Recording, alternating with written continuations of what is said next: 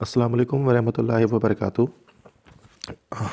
I am Naseem Zulfikar, and today we will discuss a chapter, the English language, on first year English. So I will do the line by line translation of this chapter.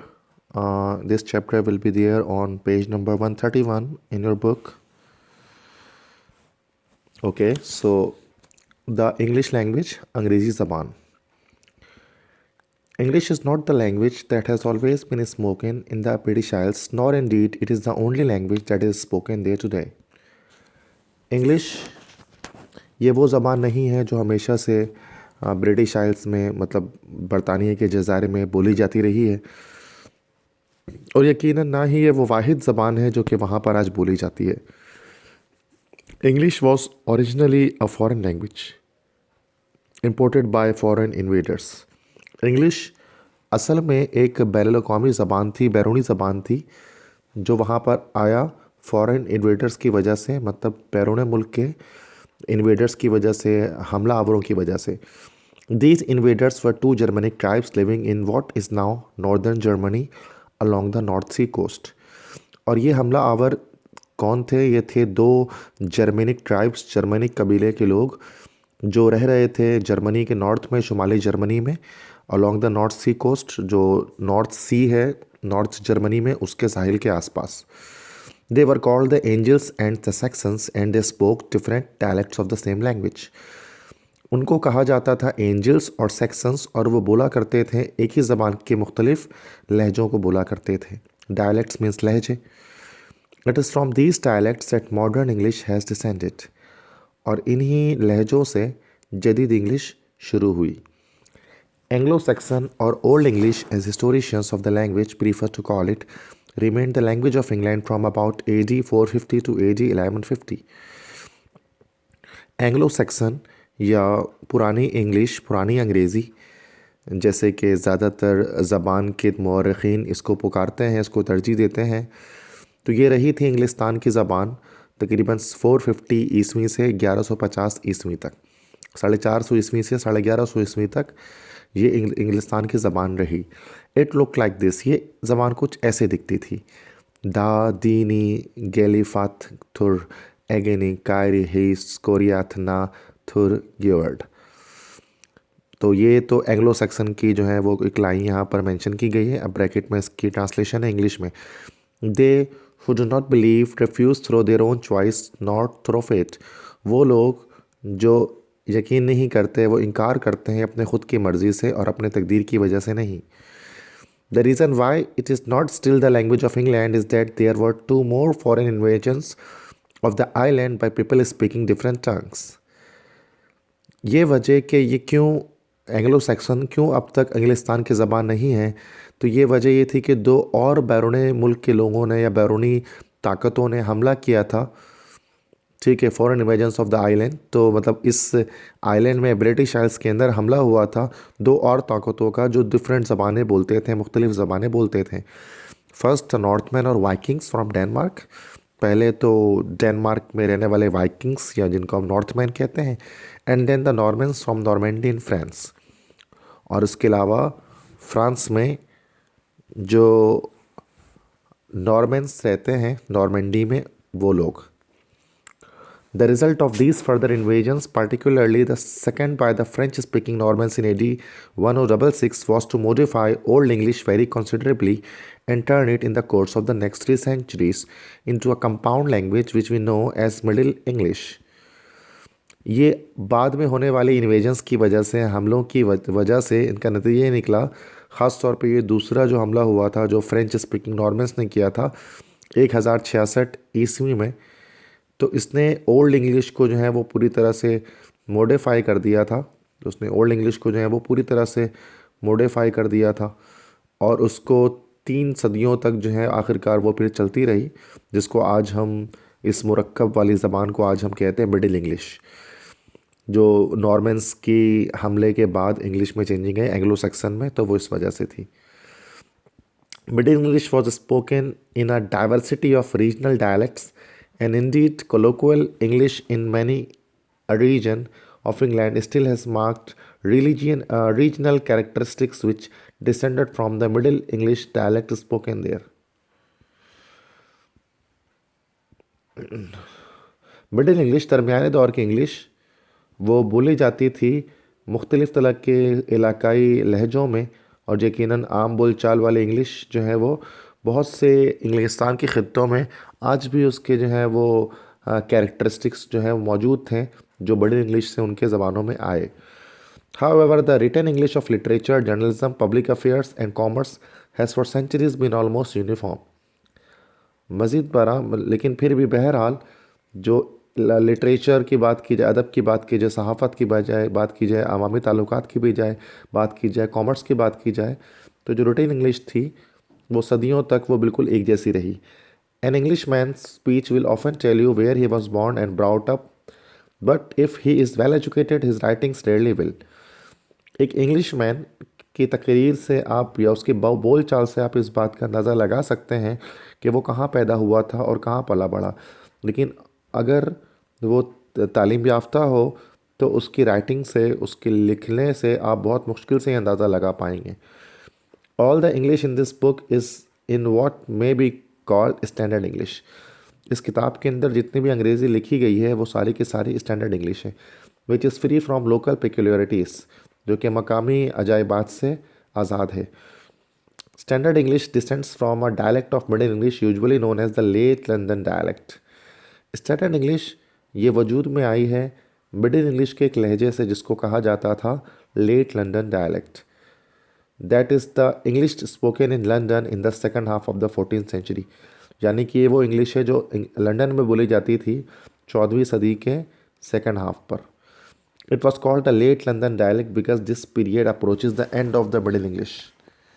इसको कहा जाता है late London dialect चूँकि ये दौर ख़ात्मे की तरफ जाता है मिडिल इंग्लिश के.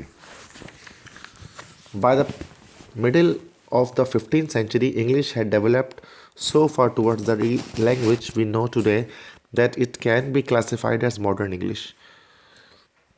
15वीं सदी के वस्त से अंग्रेज़ी ने तरक्की की थी इतनी ज़्यादा जिसको आज हम जानते हैं और आज हम जिसको मॉडर्न इंग्लिश कहते हैं, जदीद इंग्लिश कहते हैं.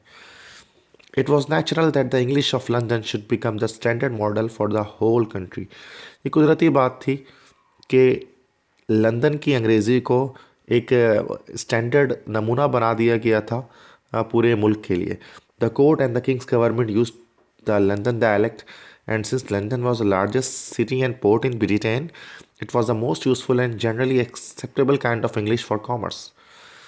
दरबार और बादशाह की सरकार वो भी लंदन के लहजे को इस्तेमाल किया करती थी, और चुनांचा लंदन चूँकि सबसे बड़ा शहर था और एक बंदरगाह था बरतानिया का, तो ये बहुत ज़्यादा इसका करामत था और इसको कबूल किया जाता था इस तरह की अंग्रेज़ी को तिजारत के लिए. Its prestige as a literary dialect was established by the popularity of two writers, Chaucer and Gower, who spoke and wrote the English of London. इसकी नेक नामी या इसकी मशहूरियत एक अदबी लहजे के तौर पे कायम हुई दो मशहूर लिखने वालों की पॉपुलैरिटी, उनकी मशहूरियत की वजह से, जिनमें एक थे चौसर और एक थे गोवर, जो बोलते थे और लिखते थे इंग्लिश, लंदन की इंग्लिश को. Up to their time, English literature was written in a variety of dialects. उनके वक्त तक अंग्रेज़ी अदब को लिखा जाता था मुख्तलिफ लहजों में. Since their time, very little non-dramatic literature, with the exception of some good Scottish literature, has been written in any of the provincial dialects. उनके वक्त के बाद से बहुत थोड़े से ही गैर ड्रामाई अदब, जिनमें से हम कुछ एक्सेप्ट कर लें, हटा लें कुछ अच्छे स्कॉटिश लिटरेचर को, तो वो लिखे जाते रहे थे जो है वो बहुत थोड़े से लिटिल नॉन ड्रामेटिक लिटरेचर थे जो प्रोविंशियल डायलेक्ट्स में अलग अलग सूबाओं के लहजों में लिखे जाते रहे, वरना ज़्यादातर जो है वो लंदन के डायलेक्ट में ही जो है वो लिखा जाता था. Chaucer, one of the greatest English writers of all time, died in AC 1400. Chaucer अंग्रेज़ी लिखने वालों में, अंग्रेज़ी लिखारियों में बिलाशुबा सबसे बड़े लिखारी. उनकी वफ़ात हुई थी 1400 AC में.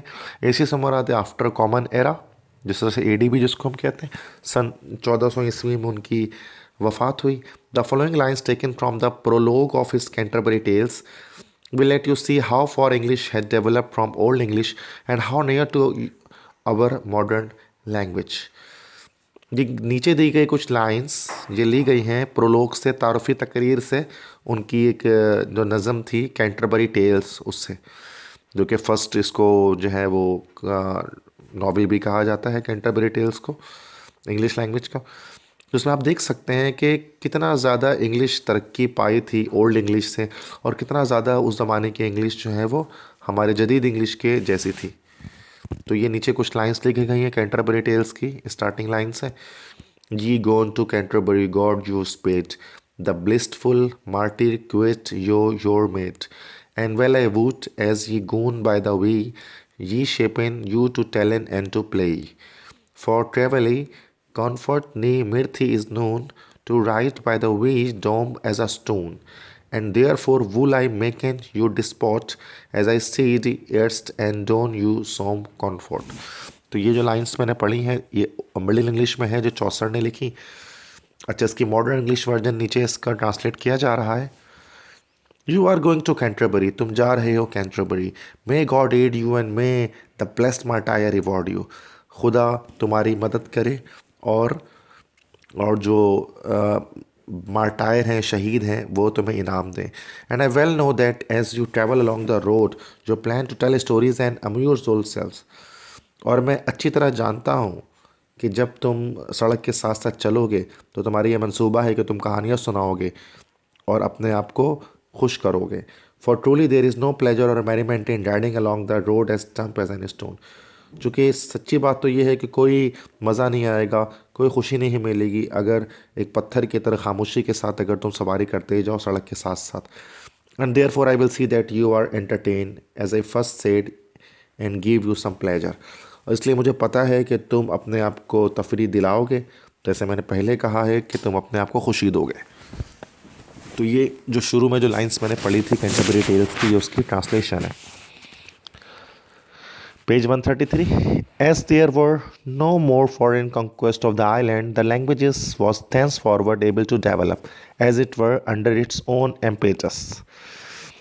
अब चूँकि उसके बाद मज़ीद और कोई फॉरेन कॉन्क्वेस्ट नहीं हो सकी, कोई बैरूनी फतवाहत नहीं हुई इस ब्रिटिश आइल्स के अंदर, तो वो ज़बान थैंस फॉरवर्ड मतलब उसके बाद से जो है वो तरक्की पानी शुरू हो गई, डेवलप होना शुरू हो गई। जैसे ये थी अंडर इट्स ओन एम्पेटस, अपने ख़ुद की रफ्तार से। एम्पेटस मीन्स होता है रफ्तार। There were no more radical changes and so middle English merged imperceptibly into the early modern English of Shakespeare's age and then into the language you speak now. और कोई बहुत ज़्यादा रेडिकल चेंजेस मतलब कोई बुनियादी तब्दीलियाँ नहीं हुई, और इस तरह से मिडिल इंग्लिश जो है वो मिक्स हो गई इम्परसेप्टिबली। इम्परसेप्टिबली मीन्स नाकाबिल इदराक तौर पर जदीद इब्तदाई जदीद इंग्लिश में शेक्सपियर के दौर की जो है वो तब्दील हो गई, और उसके बाद उस ज़बान में तब्दील हो गई जो आज हम बोलते हैं। We have so far referred only to English and not to Britain, England and not to Britain. हमने अब तक बात की है इंग्लिस्तान की, बरतानिया की नहीं। their distinction is important because England is only a part of Britain, the biggest part, and it is true, but still only a part. Whereas Britain includes also Wales and Scotland. ये फ़र्क अहम है, चूँकि इंग्लिस्तान सिर्फ बरतानिया का एक हिस्सा है। हाँ, सबसे बड़ा हिस्सा है, ये सच है, लेकिन है तो सिर्फ हिस्सा ही वो। जबकि बरतानिया के अंदर तो वेल्स और स्कॉटलैंड इसके एरियाज़ भी आते हैं, उसके खत्ते भी आते हैं। The Anglo Saxons after conquering England never succeeded in penetrating to these remote parts of Britain, so that the English language was never implanted there. Anglo Saxon ने इंग्लिस्तान को फ़तह करने के बाद वो कभी इस कामयाब नहीं हो पाए कि वो दाखिल हो जाएं ब्रिटेन के इन दूर दराज इलाकों में। इस तरह से इंग्लिश लैंग्वेज वहाँ पर कभी पनप नहीं पाई। The inhabitants known as Celts, who were independent of the English for many years, kept their own language. उसके बाशिंदे मतलब इंग्लैंड के अलावा जो बाकी स्कॉटलैंड है, वेल्स हैं, उसके बाशिंदे जिनको हम सेल्ट्स कहते हैं, वो अंग्रेज़ी से आज़ाद रहे कई सालों तक और उन्होंने अपनी ख़ुद की ज़बान बनाए रखी। सेल्टिक जिसको लैंग्वेज कहते हैं, various dialect of which are still spoken today in these parts of Britain and in Ireland. Celtic ज़बान जिसके बहुत से लहजे आज भी बोले जाते हैं बरतानिया के इन हिस्सों में और आयरलैंड में। Welsh is spoken in Wales, Welsh जो है वो लहजा बोला जाता है वेल्स में। गालिक इन स्कॉटलैंड, स्कॉटलैंड के अंदर जो है वो गायलिक लैंग्वेज बोली जाती है। एंड एर्स इन आयरलैंड, और आयरलैंड के अंदर एर्स इसकी डायलेक्ट बोली जाती है। A fourth Celtic dialect, Cornish, used to be spoken in the southwest corner of England, but it became extinct about 200 years ago. एक चौथा भी सेल्टिक लहजा था जिसको कॉर्निश कहा जाता था। इसको इंग्लिस्तान के जनूब मगरबी का किनारे में बोला जाता था, लेकिन ये अब मालूम हो चुका है 200 साल पहले। Anglo-Saxon is now, of course, a dead language, but a good deal of its vocabulary has survived in one form or another to the present day. Anglo Saxon अब यकीनन वो एक मुर्दा ज़बान है, लेकिन इसकी एक बड़ी वोकेबलरी, इसका एक बड़ा लफ्ज़ों का ख़जाना वो ज़िंदा है, किसी एक शक्ल में या दूसरी शक्ल में आज के दिन तक। Most of the very common words in modern English are Anglo Saxon in origin. जदीद इंग्लिश के कोई बहुत ज़्यादा मामूल के अल्फाज, कॉमन अल्फाज, वो ओरिजिन के लिहाज से अपनी एंग्लो सैक्सन के अल्फाज हैं।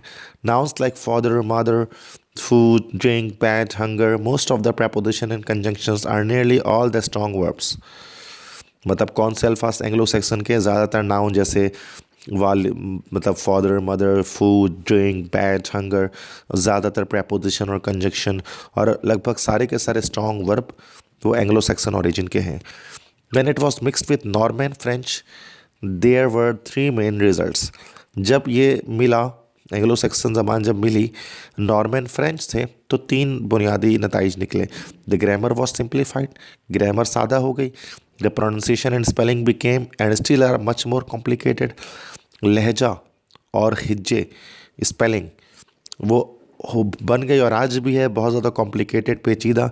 And the vocabulary was enormously extended, और इस फ्रेंच लफ्ज़ों के मिलने के बाद जो वोकेबलरी है, अल्फाज का ख़जाना अंग्रेज़ी ज़बान का, वो बहुत ज़्यादा बढ़ गया।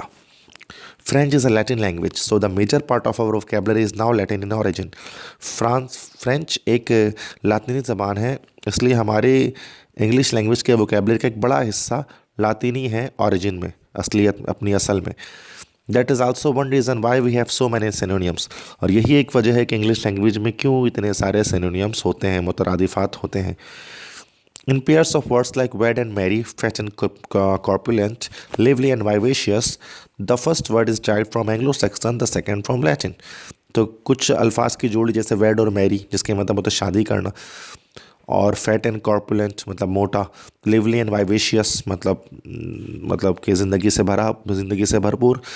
तो इन पेयर ऑफ वर्ड्स में जो पहला वाला वर्ड है वो एंग्लो सैक्सन ओरिजिन का है, जबकि दूसरा जो वर्ड है वो लातिनी ज़बान से लिया गया है, और ये आपस में सिनोनियम्स हैं। जैसे वेड और मैरी सिनोनियम्स हैं, कॉर्पुलेंट और लिवली फैट और कॉर्पुलेंट जो है वो सिनोनियम्स हैं, और लिवली और वाइवेशियस सिनोनियम्स हैं। A language never stands still, एक ज़बान कभी ठहरी नहीं रहती। It is always changing and developing, वो हमेशा तब्दील होते रहती है, तरक्की याफ्ता होते रहती है।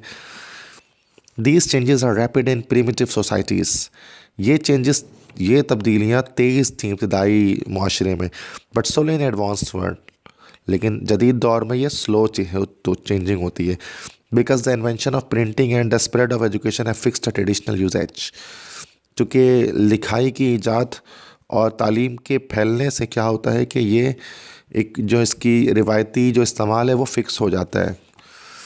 The only important change that English has undergone since the 16th century is a very large increase in its vocabulary.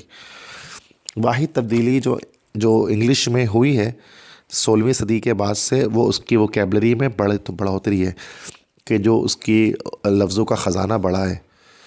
It is interesting to trace the different ways in which new words are adopted और invented. ये बड़ा दिलचस्प होता है इस बात को पहचान लेना कि कितने मुख्तलिफ़ तरीक़ों से नए अल्फाज आते हैं, लाए जाते हैं और उनको ईजाद किया जाता है। Let us take just 4 English words and see how they were made. आए लेते हैं 4 अंग्रेज़ी अल्फाज और देखते हैं वो किस तरह बनाए गए। Admiral, yacht, sandwich and television. तो ये 4 अल्फाज के बारे में डिस्कस करेंगे at the end of the chapter. Page 134। Admiral was introduced into England from France in the 15th century. Admiral वो इंग्लैंड में इंट्रोड्यूस किया गया इस लफ्ज़ को फ्रांस से 15वीं सदी में। It was then spelled amiral and was derived by the French from a compound Arabic word अमीरुल बहर meaning prince of the sea. उस वक्त इसके हिज्जे एमिरल के लिहाज से किए जाते थे और उसको फ्रेंच से ड्राइव किया गया था एक अरबिक लफ्ज़ से, जिस कंपाउंड मुरक्कब लफ्ज़ से, जिसको अमीरुल बहर कहा जाता था, मतलब समंदर का शहज़ादा। Sometime later, certain misguided English scholars looking at this word assumed that it was a corruption of the Latin word admirare, means to wonder at, and proceeded to replace as they thought the D in the first syllable. कुछ वक्तों के बाद कुछ गुमराह English scholars, उन्होंने जब इस लफ्ज़ को देखा तो उन्होंने ये सोचा कि ये लातिनी वर्ड के अंदर थोड़ी सी चेंजिंग करके ये बनाया गया है एडमिरेयर। एडमिरेयर मतलब कि टू वंडर एट, ताजुब में आ जाना, और उन्होंने आगे जाकर रिप्लेस कर दिया। उन्होंने सोचा कि डी जो है ना, एडमिरेयर में जो है डी रिप्लेस होकर जो है वो एमिरल बन गया है। So out of this confusion involving 3 languages we have the present word admiral. तो इस तमाम कन्फ्यूजन में, जिसमें 3 ज़बानें शामिल थी, ठीक है, कि लैटिन और फ्रेंच और इस तरह से अरबिक, तो आज हमारे पास एक लफ्ज़ आया है एडमिरल के नाम से। Yacht is a Dutch word which accounts for its usual spelling. Yacht एक डच वर्ड है, मतलब हॉलैंड में बोले जाने वाली ज़बान डच कहलाती है। Yacht एक डच वर्ड है जिस और इसी वजह से, डच वर्ड होने की वजह से इसकी अजीब सी स्पेलिंग है, YACHT, yacht पढ़ते हैं इसको। The first yacht was given by the Dutch to King Charles II as wedding present in 1662। पहला यॉट जो है वो दिया था डच ने किंग चार्ल्स II को उसके शादी के तोहफे के तौर पर 1662 में। The name is derived from the Dutch word for hunting and yachts word so name for their speed. ये नाम यॉट लिया गया था डच वर्ड से। डच वर्ड में इसके मतलब होते हैं हंटिंग, शिकार, और याcht को इसलिए ऐसा नाम दिया गया चूँकि उसकी स्पीड बहुत तेज़ होती थी। As a matter of fact many of our nautical words come from the Dutch, और यही हकीकत है जिसकी वजह से बहुत से समंदरी अल्फाज, नॉटिकल वर्ड्स मतलब समंदर के रिलेटेड अल्फाज, डच लैंग्वेज से आए हैं। Just as many of our words connected with music and painting come from Italian.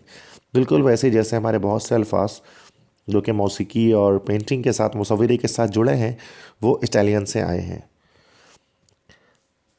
Sandwich, which is now no longer a purely English word but almost international, comes from the 4th Earl of Sandwich, died 1792, who invented this particular form of quick meal so that he could go on gambling all through the night without stopping for dinner. Sandwich, जो अब कोई purely English का word तो नहीं है, लेकिन एक बैनुल-अक़वामी word है। सैंडविच सारी दुनिया में बोला जाता है।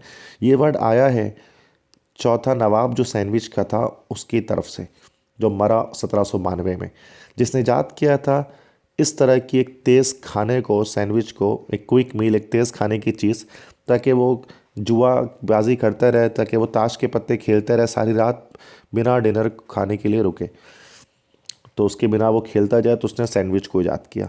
Many names of things are in fact taken from the names of their first inventors. बहुत सी चीज़ों के नाम ऐसे हैं जो कि उनके मौजूदों के नाम से लिए गए हैं। For example the electrical terms what and volt, मिसाल के तौर पे जो बिजली की, बर्क़ की जो इस्तिलाहात हैं, जैसे वॉट है और वोल्ट है, ये लोगों के नाम से लिया गया है।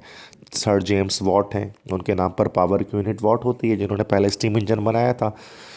और वोल्ट के नाम पर है सर अलेजांद्रो वोल्टा, एक फ्रेंच फिजिशियन थे, इन्वेंटर थे, जिन्होंने दुनिया की पहली बैटरी या सेल बनाई थी, वोल्टा एक्सेल। तो कुछ लोगों के नाम पर भी वर्ड्स आए, जैसे वॉट और वोल्ट है, इसके बारे में कहा जा रहा है। लास्ट पैराग्राफ है, television is a typical of many new scientific words which are deliberately invented from old Greek and Latin words. Television, तो ये बहुत सारे नए साइंसी अल्फाज में से एक ख़ास है, जिसको जानबूझकर, डेलिबरेटली मीन्स जानबूझकर ईजाद किया गया पुराने यूनानी और लातीनी लफ्ज़ों से। In this case the prefix tele is Greek and means far. इस तरीके से जो प्रीफिक्स है, लाका लगा है शुरू में, साबका, प्रीफिक्स साबके को कहते हैं जो शुरू में लगता है, तो साबका जो लगा है टेली, ये यूनानी है, जिसके मतलब होते हैं फॉर, दूर, जैसे कि टेलीफोन या टेलीग्राम में भी टेली लगा होता है, तो दूर की, टेलीफोन मतलब दूर की चीज़ को सुन लेना, टेलीग्राम, तो ये टेली मतलब होता है दूर। वाइल द रूट विजन, जबकि जो रूट है vision is derived from the Latin word meaning to see, जबकि विजन एक लातिनी ज़बान का वर्ड है और विजन के मतलब होता है टू सी, देखना। टेलीविजन मतलब to see far off things, दूर दराज की चीज़ों को देखना। तो इसमें टेली और विजन ग्रीक और लैटिन के मिक्सचर से ये दो अल्फाज, ये लफ्ज़ हमारे पास टेलीविज़न आया है। So this is all about the chapter which we have discussed. Now we have the questions here. Let me tell you about the simple answers of the questions. You can write it down by yourself as well. First question is, when was Anglo-Saxon spoken in England? So it was a time, as we have seen in the on the first page. तो वहाँ पर मैंने आपको बताया था कि 450 to 1150 AD जिस पर एंग्लो सैक्सन बोला जाता रहा इंग्लैंड के अंदर। सेकंड क्वेश्चन है, why is Anglo Saxon not like modern English? Because Anglo Saxon में तो बस एंजल्स और Saxons they both are there, but in modern English France also invaded England. That's why French words or Latin words are included in Anglo-Saxon. That's why it is not like modern English. Third question is, what happened to the language as a result of the Norman conquest? By the Norman conquest, French words are included in the vocabulary of English. Fourth question is, which countries form part of the British Isles? So there are actually 4 nations which constitute British Isles. First one is England, then Scotland, then Ireland and Wales. These 4 nations constitute British Isles. The fifth question is, which other languages are spoken in Britain today? So except English, there is Celtic languages spoken and different dialects. We have already discussed that the dialect which is spoken in Wales is Welsh. In Scotland it is Gaelic. In Ireland it is Erse. Well, there was a 4th dialect which was Cornish, but it is not spoken nowadays and it is an extinct dialect. It has been extinct almost 200 years ago. Question 6 है, why is English not spoken as a first language in parts of Wales and Scotland? Why? Just because the Anglo-Saxons, they never succeeded to invade the areas of Wales and Scotland. That's why they kept on speaking their own language, that is Celtic. Question 7 है, why does languages tend to change more rapidly in a primitive society than in advanced one? मतलब कह रहे हैं कि जो ज़बान है वो पुराने ज़मानों में इब्तदाई दौर में क्यों जल्दी से तब्दील होती थी और अब क्यों नहीं होती? So since due to the usage of printing press and journalism, तो प्रिंटिंग प्रेस और एजुकेशन की वजह से क्या हुआ है कि अल्फाज जो हैं वो मतलब लिखे जाने शुरू कर दिए गए किताबों में और डिफरेंट जगहों पर, तो उनको चेंज करना अब ज़्यादा आसान नहीं रहा है। इसलिए आज के दौर में, जदीद दौर में अल्फाज तेज़ी के साथ तब्दील नहीं होते हैं। What kind of words in modern English are derived from Anglo-Saxon? There are so many words like mother, father, and these food, drink, bed, hunger, preposition, conjunction, strong verbs, they are taken from Anglo-Saxon.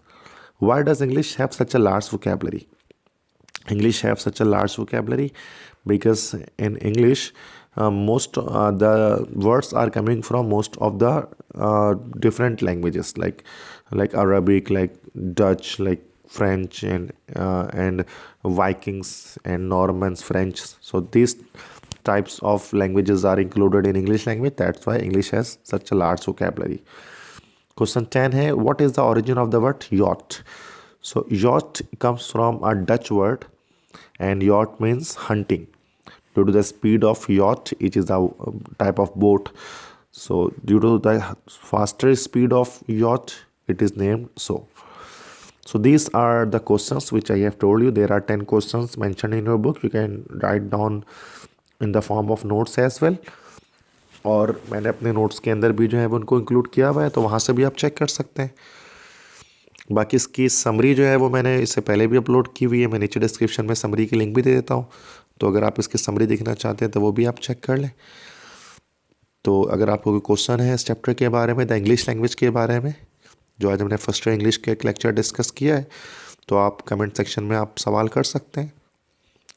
अगर आपको video पसंद आई है तो channel को subscribe करें, video को like करें और अपने तमाम दोस्तों के साथ मेरे इस लेक्चर को शेयर करें। अल्लाह हाफिज़।